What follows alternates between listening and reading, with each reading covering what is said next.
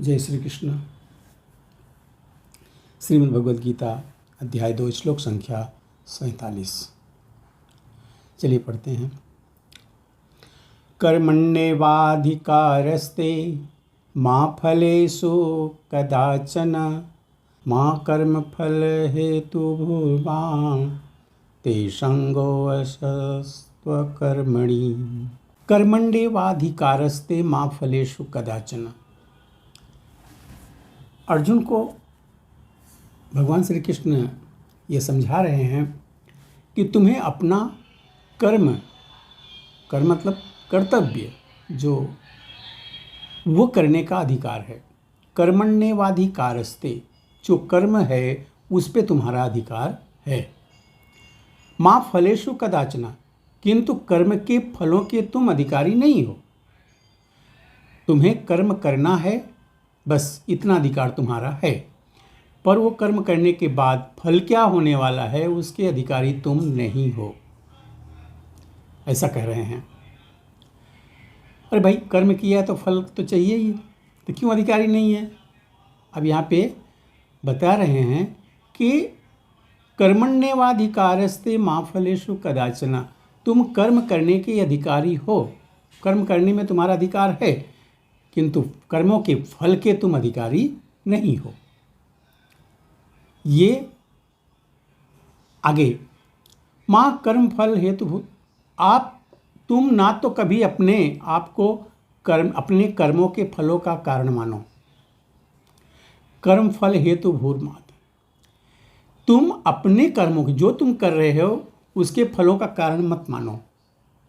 और ते संगो अस्वत्व कर्मणि, असत्व, तुम ना ही कर्म ना करने के कभी आसक्त हो। अपने कर्मों के जो कर्म आपने किया उसके फलों का कारण ना मानो कि मैंने किया इसलिए ऐसा हुआ, नहीं। और ना ही कर्म के कारण में कभी आसक्त हो। दोनों बातें कही है कि तुम अपने कर्म का अधिकार, तुम्हें अपने कर्म करने का अधिकार तो है, लेकिन अपने फलों, कर्म के फलों के तुम अधिकारी नहीं हो। और ना तुम तो कभी अपने आप को अपने कर्मों के फलों का कारण मानो। कुछ घटना घटी है तो ये मत सोचो कि ये तुमने किया इस वजह से ऐसा हुआ है, नहीं। और ना ही कर्म कभी करने में ना ही कर्म न करने में कभी आसक्त हो, ये भी कहा है। मेरे भाई, मैं तो अब करूँगा ही नहीं कुछ, तो मुझे तो कर्म का फल लेना ही नहीं है, तो मैं करूँ क्यों? नहीं, कर्म तुम्हें करना ही है। इसमें 3 विचारणी बातें हैं। कर्म स्वकर्म हुआ, विकर्म और अकर्म, 3 बातें यहाँ जुड़ती हैं। कर्म जो है स्वधर्म के वे कार्य हैं जिनका आदेश प्रकृति के गुणों में प्राप्त किया जाता है। अधिकारी की सम्मति के बिना किए गए कर्म विकर्म कहलाते हैं। और अकर्म का अर्थ है अपने कर्मों को ना करना। भगवान ने अर्जुन को उपदेश दिया कि वह निष्क्रिय ना हो, अपितु फल के प्रति आसक्त हुए बिना अपना कर्म करे। लड़ाई लड़नी है तो लड़ो, हार होगी जीत होगी ये तुम्हें नहीं देखना है, तुम्हें सिर्फ युद्ध करना है। कर्म के फल के प्रति आसक्त रहने वाला ही कर्म का कारण है।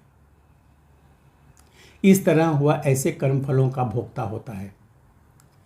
जब तुम कर्म करने वाला बनते हो तो उसके फल के भोक्ता भी तुम ही रहोगे।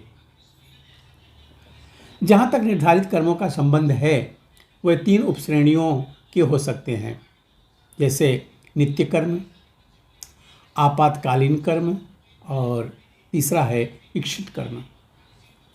नित्य कर्म फल की इच्छा बिना शास्त्रों के निर्देशानुसार सत्वगुण में रहकर किए जाते हैं।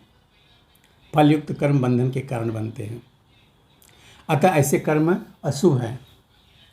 हर व्यक्ति को अपने कर्म पर अधिकार है, किंतु उसे फल के अनासक्त होकर कर्म करना चाहिए। ऐसे निष्काम कर्म निसंदेह मुक्ति पथ की ओर ले जाने वाले होते हैं। अतएव भगवान ने अर्जुन को फलासक्ति रहित होकर कर्म स्वधर्म के रूप में युद्ध करने की आज्ञा दी थी। उसका युद्ध विमुख होना आसक्ति का दूसरा पहलू है। ऐसी आसक्ति से कभी मुक्ति पथ की प्राप्ति नहीं हो पाती। आसक्ति चाहे स्वीकारात्मक हो या निषेधात्मक हो, वह बंधन का कारण ही है। अकर्म पापमय है, अतः कर्तव्य के रूप में युद्ध करना ही अर्जुन के लिए मुक्ति का एकमात्र कल्याणकारी मार्ग था। मिलते हैं नई वीडियो में नए श्लोक के साथ।